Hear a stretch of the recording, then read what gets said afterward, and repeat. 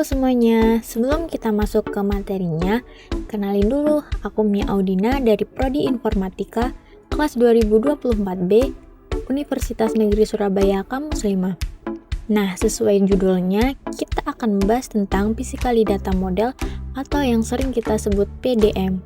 Nah, nanti kita akan membahas tentang pengertian, fungsi, dan langkah-langkah cara mengganti CDM ke PDM. Yuk langsung saja kita mulai. Dalam proses desain, kita kan selalu bergerak dari ide yang besar ke kode yang bisa dijalankan oleh mesin kan. Nah, di PDM ini merupakan jembatan yang menghubungkan antara desain itu tadi dengan implementasi fisik di server database. Nah, di sini nanti kita akan membandingkan antara PDM dengan saudaranya yaitu tadi CDM dan mendemonstrasikan langkah demi langkah pembuatan CDM dan langsung mengubahnya ke PDM. Sebenarnya mereka tuh juga bisa berubah menjadi kode SQL juga. Kalian tahu nggak apa sih itu PDM? PDM atau Physically Data Model adalah representasi skema database yang paling detail. Nah, model itu berisi dari struktur tabel, kolom, tipe data, indeks, primary key, predicate key, serta aturan atau constraint yang mengatur hubungan antara tabel. Nah, itu merupakan cetak biru final yang spesifik untuk teknologi database tertentu, kayak misalnya tuh MySQL, PostgreSQL, atau SQL Server. Kemudian fungsi utama PDM. Di sini aku mengambil 3 fungsi utama dari PDM itu. Yang pertama, ada implementasi langsung. PDM dapat langsung di-generate menjadi skema tabel di SQL. Nah, itu dari PDM kita itu bisa langsung menghasilkan tabel SQL tanpa harus membuatnya dari nol.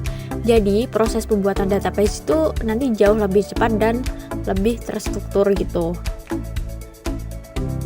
Yang kedua, ada optimasi kinerja. Di PDM ini memungkinkan kita untuk menambahkan indeks dan partisi yang vital untuk kecepatan. Tujuannya agar proses pencarian dan pengolahan data itu menjadi lebih efisien. Kemudian, yang terakhir atau yang ketiga merupakan penentuan tipe data. Pada PDM ini, itu membantu kita lebih memilih tipe data yang paling tepat dan efisien kan.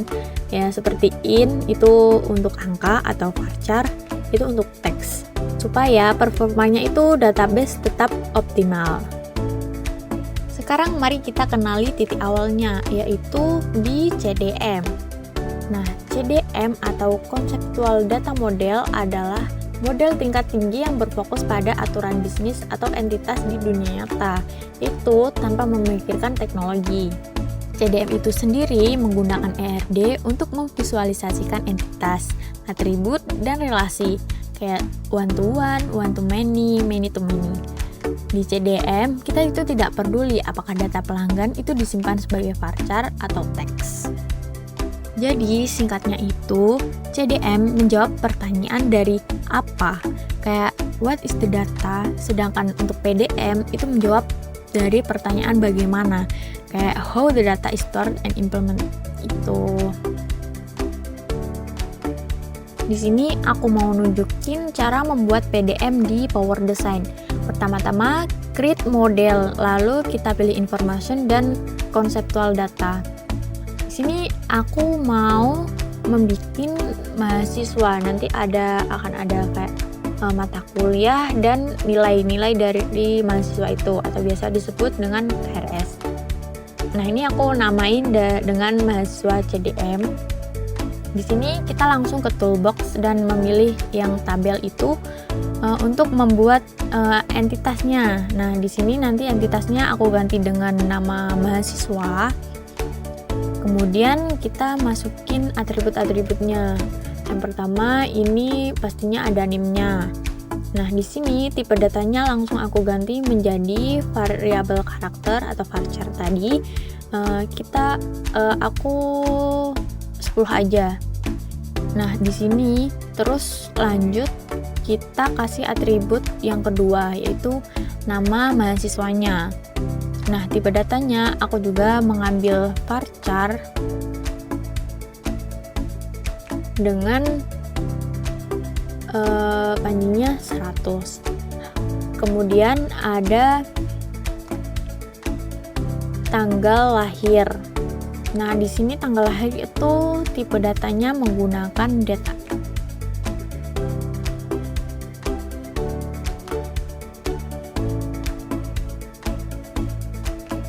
Kemudian atribut yang keempat itu ada jurusan. Nah, di jurusan ini aku memilih variabel karakter, yaitu ada di 50. Oke. Kemudian di sini jangan lupa primary key untuk NIM-nya dicentang, kemudian di identitas itu juga diganti dengan NIM. Terus di play langsung dipilih oke aja. Nah, itu nanti satu tabel akan terbuat ya, itu udah ada itunya.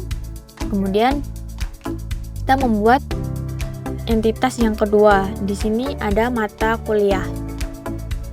Kemudian langsung aja kayak tadi kita isi atributnya. Ini ada ID mata kuliah, terus data tipenya variabel karakter 50. Oke. Terus ada nama mata kuliah dan tipe datanya variabel karakter juga 100. Kita oke. Lanjut, ada atribut yang ketiga yaitu kita nambahin SKS. Nah, di sini SKS-nya kita integer. Oke, terus jangan lupa tadi kayak tadi primary key-nya dicentang. Kemudian identitasnya kita tambahin ID mahasiswa. Mata kuliah, sorry.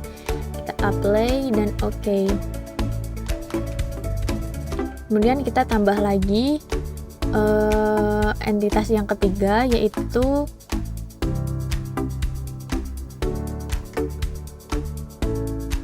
KRS.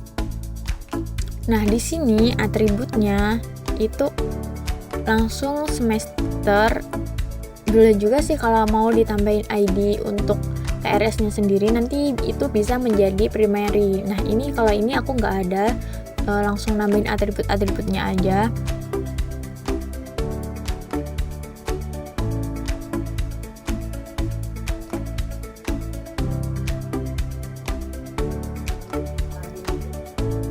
Oke.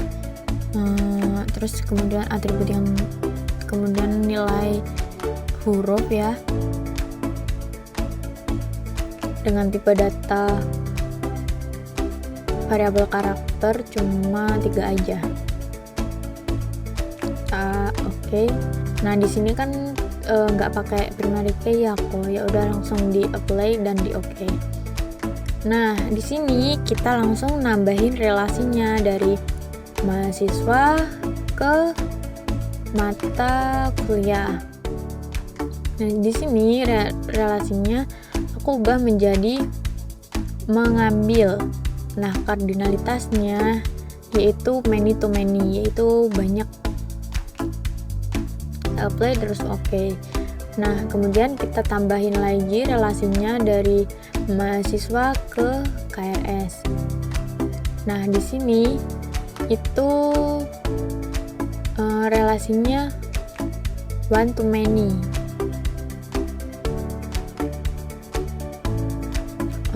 Dan di situ tuh relasinya aku ganti menjadi dapat dan one to many ya. Oke. Kemudian yang mata kuliah ke KRS itu bisa, dan kardinalitasnya juga one to many.